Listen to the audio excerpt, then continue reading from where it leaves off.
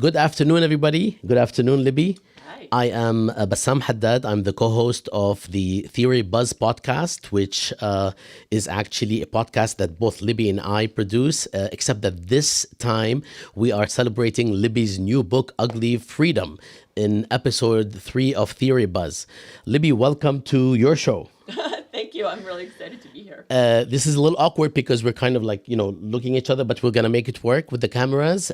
We are extremely excited to resume the Theory Buzz podcast after having interviewed two stellar authors, including Wendy Brown and Mahmoud Mamdani.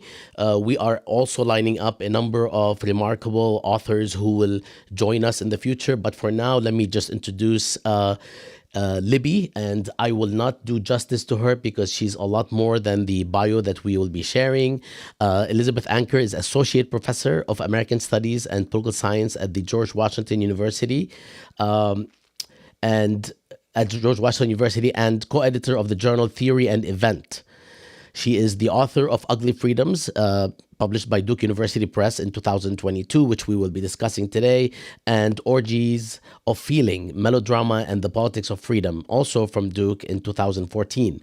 She has written for the New York Times, and she is also a media contributor on television, where she regularly discusses current events on Al Jazeera English, Al Jazeera Arabic as well, CNN, BBC, and other network. I am so delighted to be with you, Libby, addressing your remarkable feat, which is a remarkable and insightful book that brings together so much of what we have been reading for the past 10 or 15 years. So without further ado, if you can just tell us, or start by telling us, why is it? Well, first of all, as a co-host, do you want to say something about the show? No, I'm so delighted that we are back after all the exigencies of COVID and the post-COVID world. I am thrilled that we are bringing our podcast back and that we're starting again. Me too. And let me just start so that we can.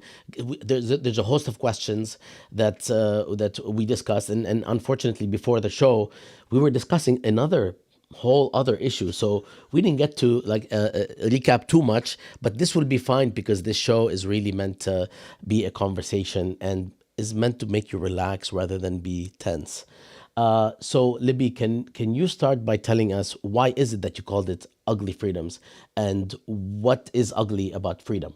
Yeah, oftentimes, especially within American politics, freedom is considered the highest political value. It's what unites the country. It's what founded the country. It's what we claim people immigrate to the country for.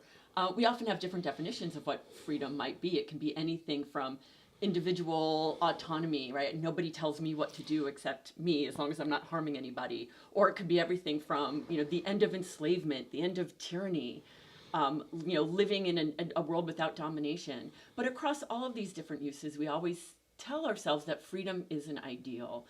And when I first began this book, I started thinking about questions that arose from the War on Terror, which is why both the operations around the Iraq War, the operations around the war in Afghanistan were always titled with the language of freedom. And once I started doing some historical digging, I looked and saw so many times throughout American history that the language of freedom has been used to justify violence, domination, brutality. And so what I thought was maybe a contemporary problem is actually something that we can trace back all the way through the history of US politics, which is that oftentimes when we describe something as free, it might mean something like autonomy or the end of domination, but it also can be a practice of violence or brutality or subjugation. And I think, one example I often turn to is the American Revolution itself, which we describe, and rightly so, as this dramatic act of democratic world making where, people examine the freedoms of their world and try to create it through the end of being oppressed by Britain. And at the same time, this act was exercised through indigenous dispossession, through land theft, through the destruction of indigenous life worlds, the same places upon which, Americans declared their independence. The American Revolution was also funded in large part by the practice of slavery. Thank you. And so we can see many ways in which practices of freedom, they're not just like an exercise of freedom that unintentionally produces violence or subjugation, but where the practice of freedom entails and requires forms of violence and subjugation. And I think we see that through to the present day, right? Ron DeSantis's descriptions of the violence that he's enacting in Florida with things like the Stop Woke Act or the Don't Say Gay Act that he tells us are practices of freedom are themselves, right, forms of brutality that are exercised as freedom. Thanks, Libby.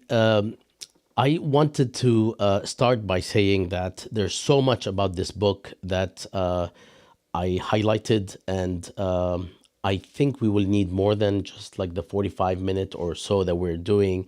But I couldn't help but recognize the either similarity or the continuation or complementarity of how your book is also a critique of liberalism, something that is reinforced by the title in a remarkable and magnificent way. Ugly Freedoms. This is something that I have been, for instance, reading over the years, especially by people like Talal Asad, who said that the unique thing about liberalism is that its proponents are willing to violate all manners of freedom in order, quote unquote, to establish freedom. This is what's different from it than compared to, for instance, China or the Soviet Union or Russia or what have you. And so much of your book is about that, and is about neoliberalism and perhaps how ugly neoliberalism is. Can you tell us a little bit about the connection, and how does neoliberalism fit in your work on Ugly Freedoms? Sure. The book is a deep critique of freedom as understood in liberalism, right? Liberalism, we often say, is about freedom as, individual freedom to do what one wills as long as you don't harm another, right? That's kind of like its standard definition. But if we even look back at the person who created that definition, right, John Stuart Mill, right, he tells us in his famous book on liberty that, that the limit point of freedom is when you're about to harm another, that you can exercise as much of your will as you want, but you can't harm another person. And then 5 lines down from that, he literally says, but wait a second, I don't actually mean all people. And he says, we can actually legitimate forms of imperialism and colonial brutality because non-European people are not yet ready to practice, liberal freedom. So we have to discipline them through colonial and imperial forms of violence so that they can be prepared for liberty. So even our iconic definition of freedom and liberalism is itself saturated with these forms of ugliness and brutality. We do see that up until the present day, right? If neoliberalism is a set of, bringing liberalism into new forms, into a deeper imbrication with capitalism, understanding ways that so many of our forms of economic injustice are ways of limiting ways in which we can support each other collectively and publicly or through the state by saying that individuals are only free when they rely entirely on themselves and nobody else, or they're only free when they exercise freedom in the free market. That this legitimates enormous forms of exploitation, of economic brutality. It legitimates poverty. It legitimates economic inequality. So in many ways, the current forms of freedom where you're only free if you rely on nobody, if you're an entrepreneur, that becomes a deep exercise of violence. But I also think, another aspect of ugly freedom is not only that freedom itself can be really ugly, but that we can also find forms of less exploitative and more generative forms of freedom that might actually lead us closer to forms of living without domination if we look in some of those spaces that are often disparaged as having nothing to offer, as worthless, as ugly. And so where can we find other forms of freedom that might not be the freedoms of our ideals or these heroic forms of freedom, but actually found in less celebrated conditions, but that actually might offer us more viable options for living free?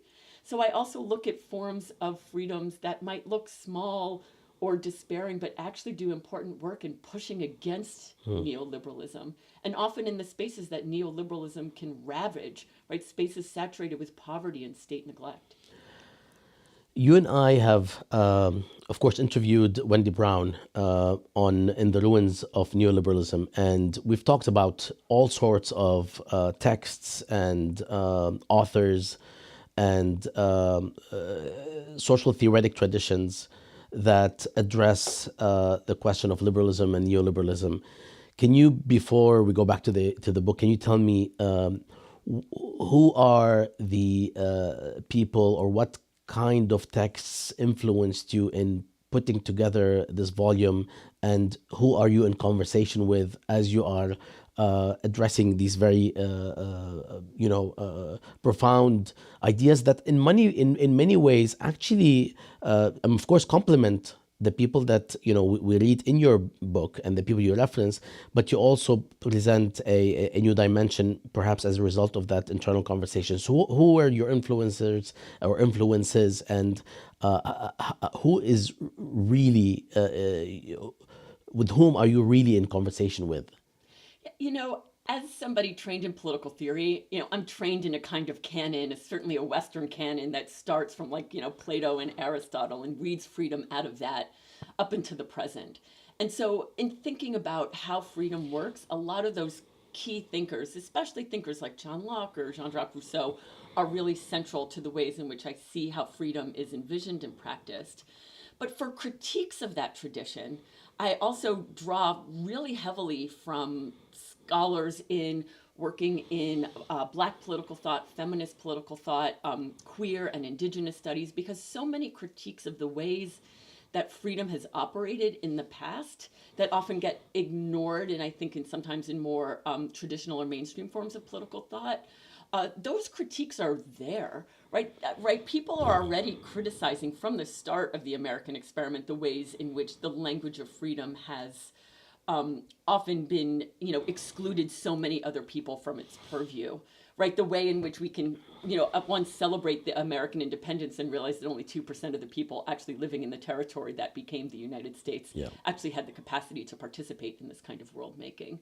So I draw really heavily from a lot of those critiques, which often show the ways in which some people's practices of freedom can exclude so many of the other people of color, women, indigenous peoples, colonized peoples from their practice. But I also want to take their criticisms a step further to say it's not the problem that I'm looking at in Ugly Freedoms is not that somebody exercises freedom and they unintentionally harm somebody in their practice, but that the practice of freedom itself can be a practice of brutality and violence. Right? It's not that the harm is unintentional, but that the harm is constitutive of how freedom is practiced. So we can look at a modern example, for instance, which is let me just interrupt you. Yeah. It's considered constitutive of how freedom is practiced, or how certain sorts of envisioning freedom is practiced, or are they the same thing? Right. I mean, I think every time people exercise freedom, it's really specific to the moment in which they're exercising it. So I never want to generalize and say all freedom does this, because so much of what freedom comes out of is the particular conditions of oppression or unfreedom that people are resisting. So it's not all types of freedom, and I think that's why we often have to look at these examples to see what's happening in this moment. One of the examples that I look at in the present are the problem of eviction, which we see a huge rise in evictions all across the United States right now. Matt Desmond in particular has done excellent work on this. And one of the things that we can see is the ways in which evictions themselves are considered a practice of freedom, right? It's a practice of someone to control what happens on their private property. It's the freedom of a landlord to evict a non-paying tenant, or it's a freedom of the rule of law, because the rule of law often favors landlords over the people who are renting their property. But when we take a step back and we see the ways in which people can be working 2 or 3 minimum wage jobs and still not be able to pay for the kinds of housing that, especially in urban places where housing prices have skyrocketed, when we have totally pulled the rug under state support, the rug under public housing, so that people are prey to these for-profit markets, and especially the people who are the most marginalized and the most impoverished who are at prey for evictions. The way people can be evicted within 10 days of not paying for their of not paying rent, rather than being able to negotiate conditions when they're dealing with multinational corporations who own their property. We can see all of the ways in which the practices of freedom for landlords literally produce these life destroying, neighborhood and community destroying practices of eviction. So that's one way in which I think can give us a helpful example for how many freedoms, and freedoms that are key to something like liberalism or neoliberalism, right? The freedom of private property, the freedom to pursue profit in a marketplace, can lead to such high levels of damage and destruction. Thank you, Libby. Let me move to a question about how the climate change connects to your conception of ugly freedoms. And I know that there are probably several topics that we should discuss, and we probably don't have time to discuss everything. So feel free, as you're addressing, for instance, this issue of how does climate and climate change connect with your topic, feel free to expand and address other matters. Great. Climate, one of the things I argue in the book is that a lot of our definitions of freedom, some of the ugliness of those freedoms actually contribute to the destruction of the climate.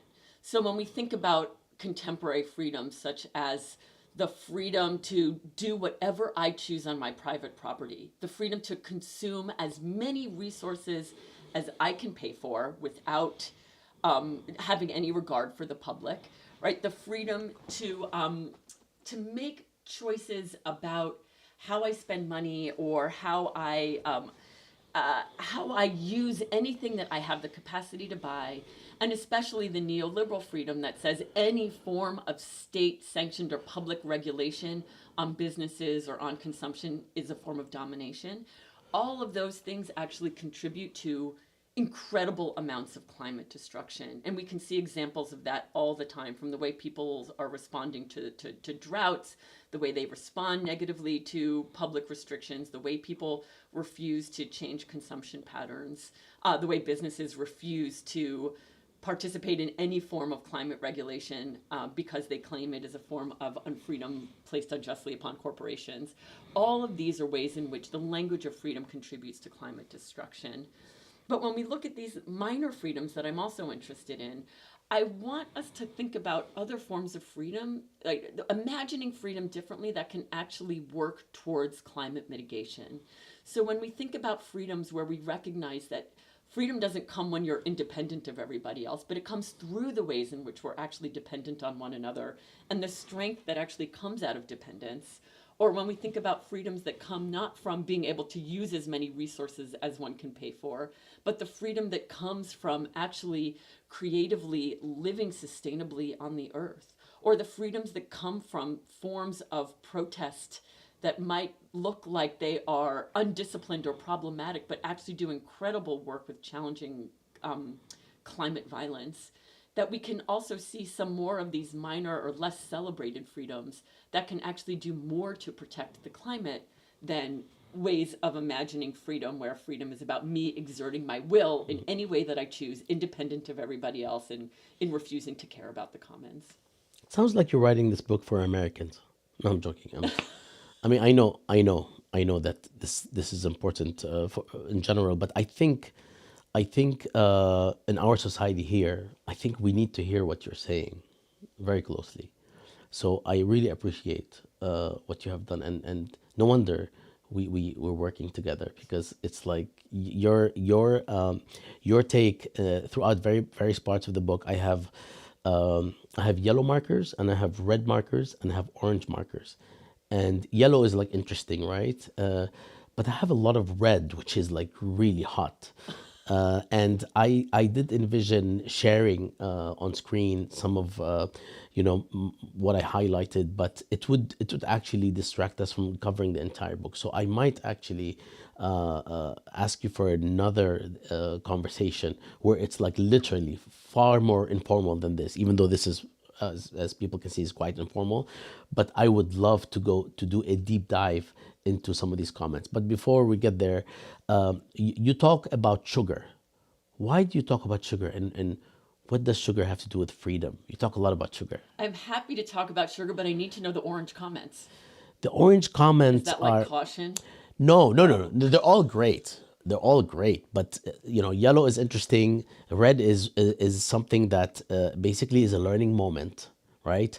Orange is something that basically has, in my lexicon, has a long shelf life, and it's not just about this book, but that connects with a lot of social theoretic frameworks, and kind of travels also beyond a locale. But yeah, it's just a way for me to connect all my comments on. Well, now I'm advertising corporations on Kindle, so it helps me collect all these things and kind of like see a lot of commonalities, which is one of the reasons I see a lot of commonalities between your work and of course Wendy Brown's and Talal Asad's and others. That's why I asked you about the intellectual trajectory and the people that you're in conversation with. But going back to sugar, what about sugar? I mean, sugar actually connects to thinking through liberalism with with Wendy Brown or Talal Al-Sad, because part of what I look at, right, we often imagine sugar to be this like delightful, delicious treat. It's childhood innocence. It's immediate pleasure. But when we start to look at the history of sugar, especially if people have understand it, people doing Caribbean studies, colonial studies, Africana studies, we actually see the incredible forms of both of violence and world-making violence that comes through the history of sugar. Sugar was often the impetus for a lot of early colonization, including in the U.S., where people initially thought sugar could be grown. And so the origins of sugar and colonialism and aspects of capitalism that originate on the plantation are also deeply imbricated with these questions about freedom, because many of the early sugar plantation owners understood that what they were doing was a practice of freedom. They understood that their plantation was giving them freedom from colonial rule. It was the freedom of local autonomy to do what they wanted to do on their plantation. It was the freedom of inventiveness and entrepreneurialism at the same time that it was a freedom that required enslavement. It was a freedom that required indigenous dispossession and land theft. It was a freedom that actually was marked by having full control over other human beings and full control and destruction over the land. And what's interesting is when we think of like an early progenitor of liberalism like John Locke, one of his models for thinking about the free individual, the individual sovereign, is a sugar plantation owner in the West Indies. Sweet. And I think this model actually very quickly shapes US politics. And so, because it travels to the U.S., so on the one hand, U.S. visions are always international; they're always transnational and circulating. But we often tell ourselves the story of like these iconic individuals that originated American politics, like the Jeffersonian farmer, or the burly frontiersman, or the founding father yearning to be free. Another key figure who is disavowed but who deeply shapes American visions of freedom is the sugar plantation owner and the violence that he enacted as a practice of freedom. Speaking of sugar as a commodity, and I actually was reading about other commodities that have actually shaped all sorts of developments that we today take for granted, and they're not always good. In fact, in most cases, they're not good. Commodities coming out of Africa or other places. So, speaking of such commodities and their impact, let me go back to connecting this with, or ask you to either connect it or disconnect it with the Marxist tradition. Where does your work connect with the Marxist tradition, and where does it not connect? Because of course, one of the critiques of the Marxist tradition or Marx himself is how he addressed the question of, for instance, the Orient or the East or colonialism or things of the sort, right? Things were not definitely were not on point, and they were problematic, in various regards. But in other matters, to what extent are you in conversation with that tradition? You know, Marx himself offers one of the most brilliant critiques of freedom, and that I heavily rely on in his text on the Jewish question, when he argues that, right, liberalism tells us that we're all free and equal before the law. But then what that allows is all the ways in which we're unequal in the world, unequal materially, unequal in so, many other ways. It ignores and says that this is just part of private life and all those other forms of inequality are okay, right? So liberalism's understanding of freedom also legitimates all these other forms of unfreedom outside, like the rule of law, he tells us. And I find that really compelling, and it's an origin moment for me for thinking about this project. But Marx also tells us that that kind of freedom is actually a fake freedom, right? And the real freedom is what he looks at, right? The kind of freedom that would come from communism. And while I agree with many of the ways in which he envisions what freedom could be, which you kind of have to, get by scraping through some of his texts, I also don't ever want to say that that early form of freedom is fake, right? People are not, when someone like Ron DeSantis uses freedom, right? He is not pretending to use freedom as a fig leaf just to cover his exploitation, right? It's not false freedom. I think we need to stop idealizing freedom, because when we stop imagining that freedom is always, only, and ever this perfect problem or this perfect, ideal, that's when we can see that those forms of freedom are real, they're legitimate, and oftentimes there are legitimate forms of freedom that produce brutality and violence. So that's where I would separate myself, at least from Marx's critique. That is not false consciousness for these forms of freedom. We have to accept that oftentimes freedom is not an ideal, and we have to reckon with that as part of who we are and what is the inheritance of our world.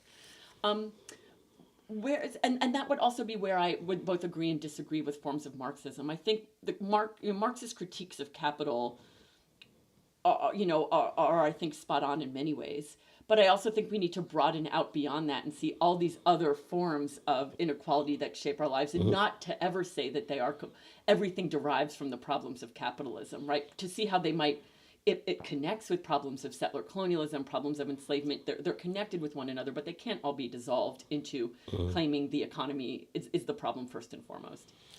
We're going to move to another question, but it's going to involve a particular view. So if you can just look at this camera right here, which is a very personal camera. Hi there. With sepia. So basically,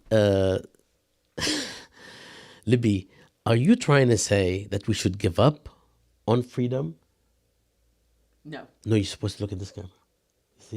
See, that's cool. No. Right there. Are we supposed to give up on freedom because it's so ugly and focus on other forms of political values? Or in other words, why do you hate America? Every other day I get asked the question, why do I hate America? No, I do not at all want to say that we should give up on freedom. There have been critiques that come from various parts of the left that say freedom, as it's been practiced, especially within the US or within the West more broadly, has been so saturated with forms of white supremacy, forms of capitalist brutality, forms of colonization, that we need to imagine other ways to envision our capacities to shape a better world. That is not my stance. I want to hold on to freedom. I think freedom gives us the best language for how to imagine, what my definition of freedom is, which is how do we collectively compose a world that we want to live in, a world that allows all people to flourish, a world without forms of subjugation and domination of any kind. And to do that, I think the language of freedom is really crucial and important to do that. But I do want to argue that we need to stop imagining that freedom is only and ever an ideal. Because on the one hand, I do think that ends up blinding us to all the ways in which freedom has been practiced in the past as brutality, and I think we need to face that. And I also think that we need to imagine different ways of envisioning freedom that don't just disavow the brutality that they also practice. So if all forms of freedom are non-ideal, then when we find ways of practicing freedom, ways of sharing in the creative composing of a world without domination, one of the things we should always be thinking about is who might be left out of my vision, who might be excluded from my vision, who might actually be exploited by the visions of freedom that I am investing in, and then how do I work to end those forms of exploitation or broaden out who else should be included. So these are the questions that I think we should be asking. I don't think the question is whether freedom is right or wrong, whether it's always good or always bad, but how are we always interrogating the forms of freedom that we also want to invest in? right? How do we both revolt against really ugly forms of freedom and find them revolting, but how do we also fight for different forms of freedom that we never leave uninterrogated or imagine that because we invest in them, they're always ideal? How do we, Libby, how do we teach this book in the classroom? And how do you see it being taught in classes that are outside the realm of social theory or political theory? Because you probably know that I'm totally against the rigid boundaries between the fields and subfields. I think it's just a replica of our political system and liberalism. So how do we cross the line, and how do you recommend that educators, before I get to the rest of the questions, how would we teach this book? Are there certain chapters or certain aspects that we can take from it, and at what levels, undergrad or grad? I mean, this is something that I'm interested in because I want to use the book. You know, I the book came out of my teaching. I've been teaching classes on freedom, since I started at George Washington University almost 12 years ago, a little more. And so I've often, it comes out of my conversations with students in part, with their own frustrations of freedom. And I've actually found that the concept of ugly freedoms has a huge amount of purchase for students, even early students in undergrad, in the sense of their own frustrations, right? They are frustrated by what they see in this world. They are frustrated by the forms of brutality that are called free. And this gives them a language for it, right? Sometimes students have come up to me and said, like, I didn't know I could critique freedom. I've felt like, if somebody says that what they're doing is about freedom, then I just have to step back and let them do it, because freedom is, it's the thing that if someone's doing it, you got to let them do it, right? That's their choice, or like, that's their freedom. And I think this book gives students and many people a kind of language to be able to start identifying, like, just because someone says something is free doesn't mean that you have to accept it as such, and that there's many, many ways to push back on and to identify the forms of violence that people are enacting or enabling when they understand their actions to be freedom. So I found it works even at a really, a kind of early undergraduate level, because of the ways in which it gives students language to diagnose what's happening in their world. I'm so grateful that I teach in an American Studies department, because part of what American Studies is a refusal of all the disciplinary boundaries. I mean, we do have a kind of vaguely territorial boundary, even though it's often about, transnational and deterritorialized understandings of the nation state. But I'm really, in American Studies in my own home department, we are all coming from and teaching texts that cross political science, all forms of theory, history, performance studies, Black studies, gender and queer studies. So history and English, right? We have that cross.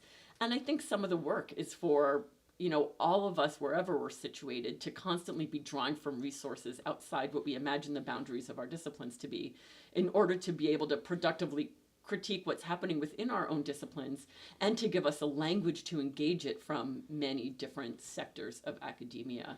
I deeply worry about the boundaries of all of our disciplinary categories, and especially my own original and home discipline of political theory, because I think sometimes our boundaries of what's acceptable forms of scholarship become so narrow that not only do we limit the ways in which we can study the world, but then I also worry that we limit the ways in which our own ideas have purchase outside the few people who do what we do. Right? There are really important debates about the world that are happening across the humanities, social sciences, and the sciences as well. And I think the more in which we cross-pollinate our ideas and learn from one another, the richer and more usable and more productive our scholarship becomes. Thank you. I want to move to the actual. Let me see here how I can do this, because it's getting in the way. I want to move to the actual book, and I'm trying to pull up the content, and it's not letting me. I don't know. Oh, there it is. All right, so we're gonna move to the actual content, and I will try to maximize the. Let me see if I can maximize this. Probably can't. Can you tell us, like, this is the layout of the book with the different chapters. if I'm being a little bit too specific, let me know. But which chapter, like literally, what would you recommend in a course on even on security studies, right? Because this is where people like will not integrate some of this Yeah. material, but also other courses on various matters, including democracy and so on. For an undergraduate course, what would you recommend out of this list? Well, every academic knows the acknowledgments are the most important. So, of course, the acknowledgments first. No, I'm just, it's what we all read first, right? No.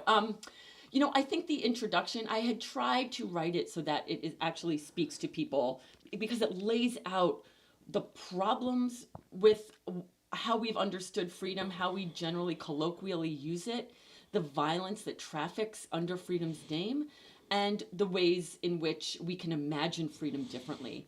All of that work happens in the introduction, and then it gets broken down into more specific contents throughout the chapters. And although chapter 4 is about climate destruction, it deeply deals with the problems of security and boundaries and the way in which we imagine boundaries and borders to actually be protective in a contemporary world. So for me, that chapter in particular is like a great one for thinking through questions of security studies. The first chapter looks at it uses sugar as a lens to think through some of these really important and not basic but foundational ways of understanding freedom and their limits. It also combines many of the topics that will come out in later chapters, thinking about questions of the ways in which freedom has justified enslavement, the ways in which freedom comes out of traditions of white supremacy, the ways in which freedom connects to forms of capital exploitation and land exploitation, doing it through history.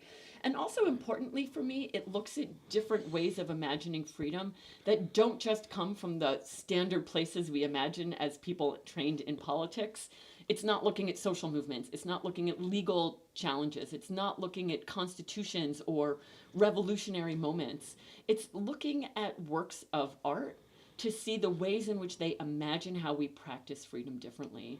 One of the boundaries that I do want to break is that I think other spaces in the humanities and interdisciplinary studies have done that work, but I think political science is a little slow, is in drawing important sustenance, critique, and content from practices that are often shunted under aesthetics. So thinking about the works of art, I look at Carol Walker's multimedia sugar sculpture, where she built a 70-foot long, 35-ton sculpture made of sugar within an old Domino's sugar factory that then ended up being burned to the ground intentionally. And thinking about what the work that sculpture does to help us understand the brutal legacy of sugar, but also to think about ways in which we can overpower sugar's reach.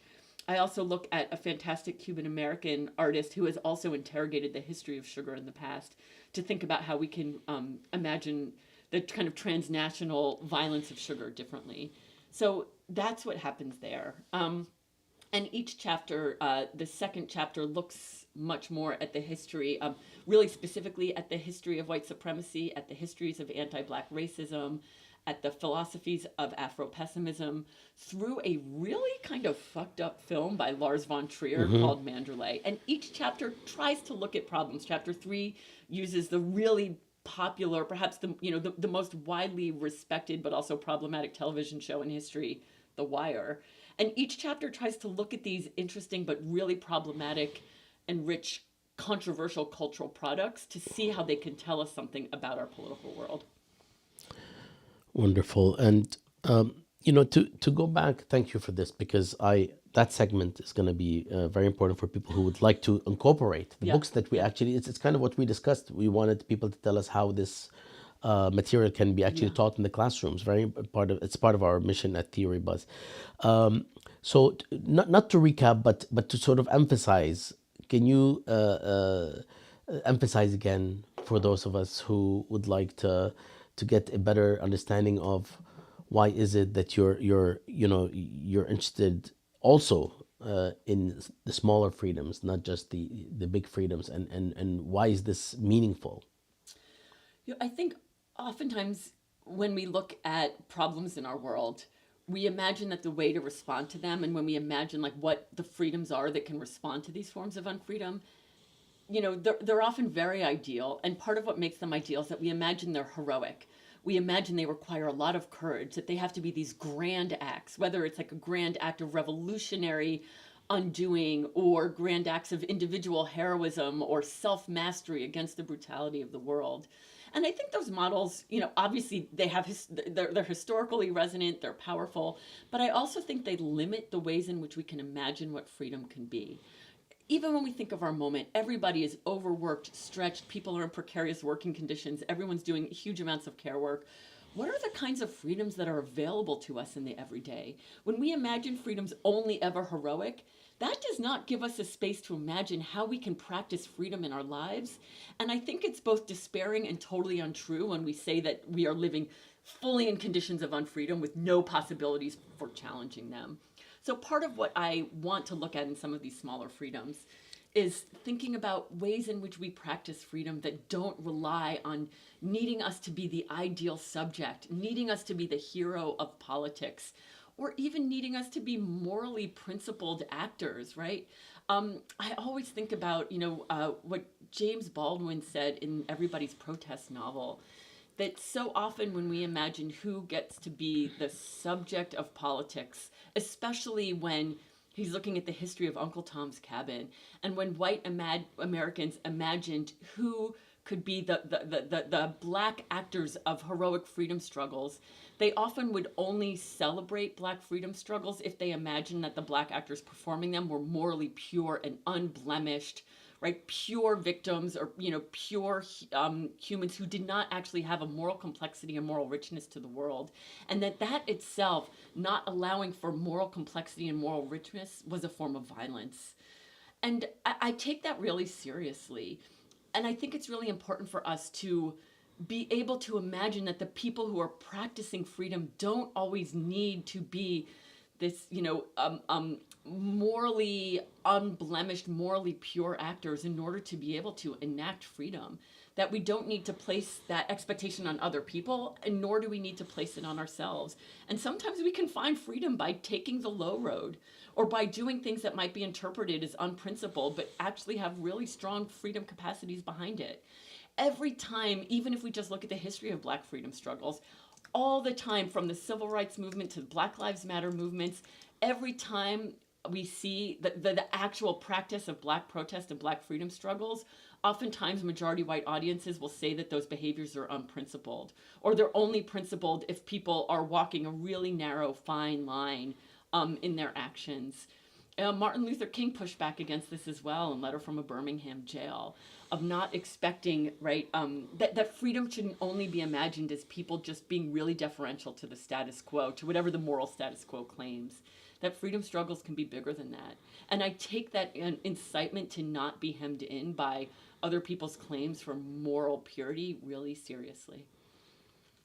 And so I think that's part of when we can think about these practices of freedom that might sometimes be deemed morally unprincipled, we can actually find enormous insight and sustenance from them.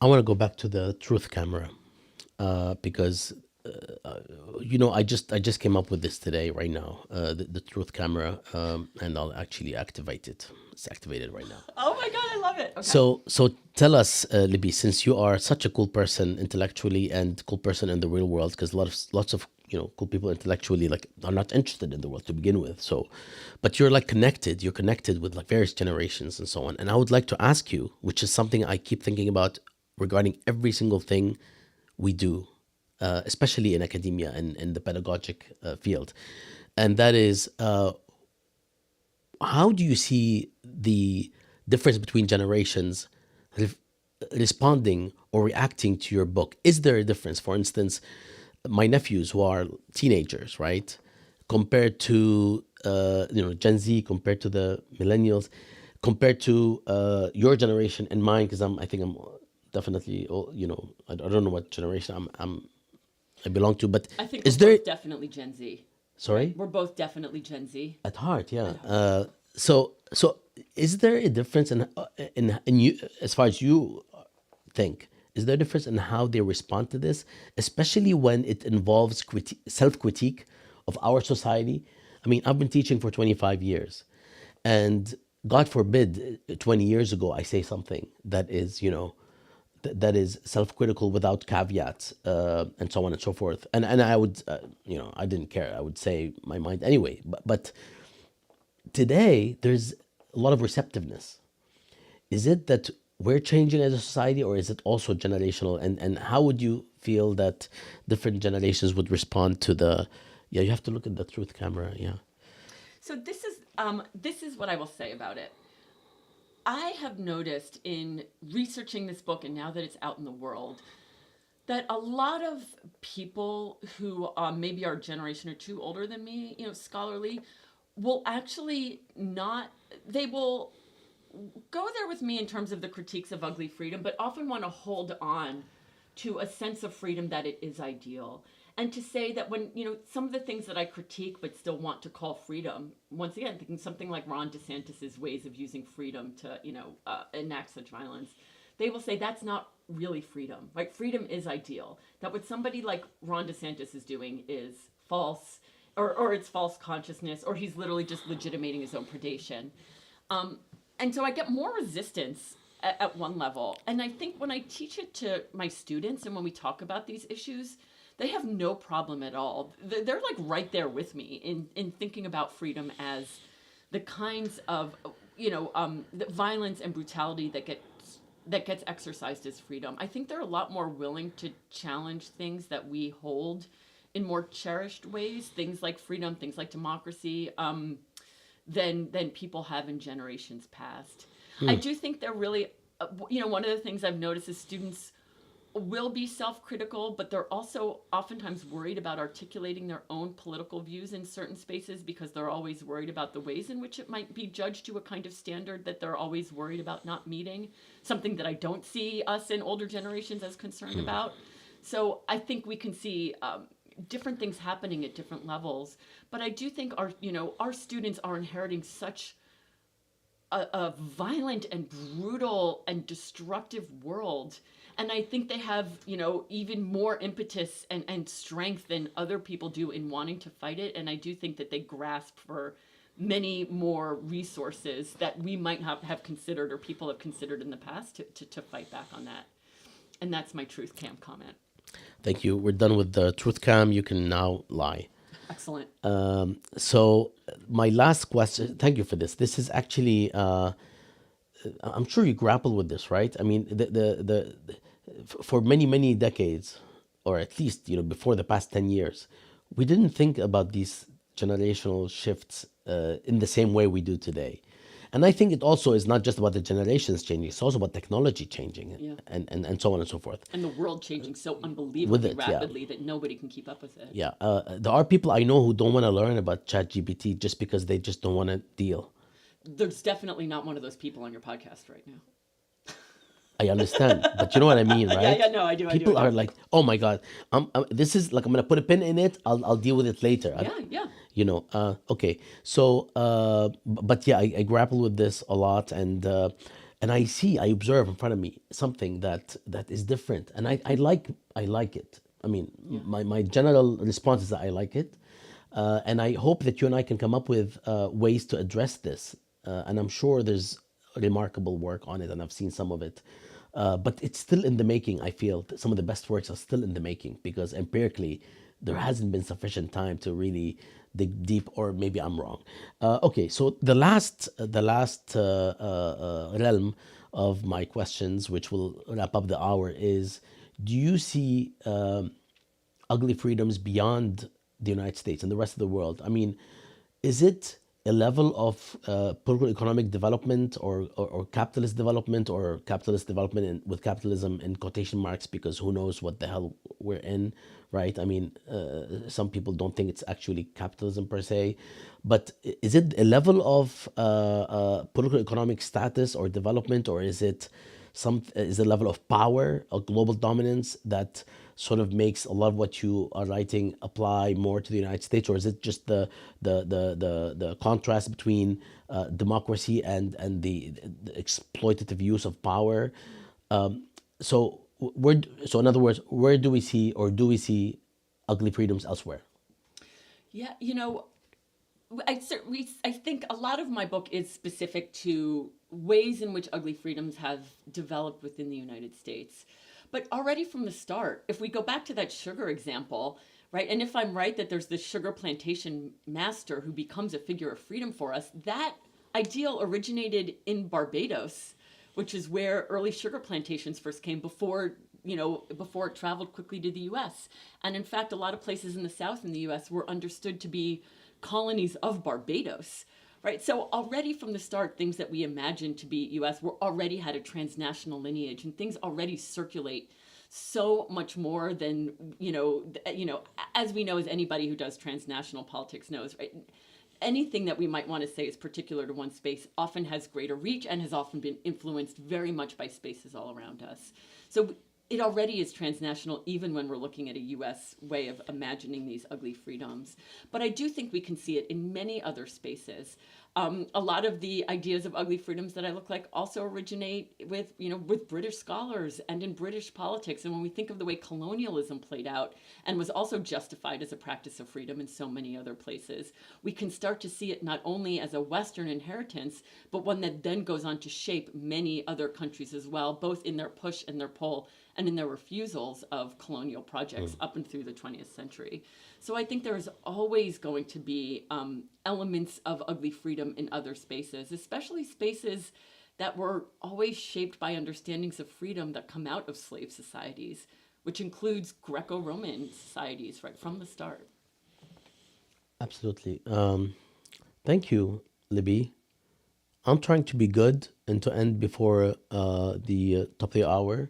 Great. Thank you so much. This was illuminating and extremely um, engaging. Like, I would love to continue this conversation. Maybe we'll do one of those things that I did before. I did it once with Professor Ahmed Dalal. It's called a book doc, in which we parse out and go through the entire book and address texts and passages and so Oh on. my God, let's do it. Yeah, That sounds fun. but more informal, in a more informal way. Sounds great. This setting is too stuffy. I'm done with it. All right, thank you so much, Libby, and I hope that you can continue to do what you're doing, because we need you, and we also need you on this show. So next time you'll be asking the questions as well.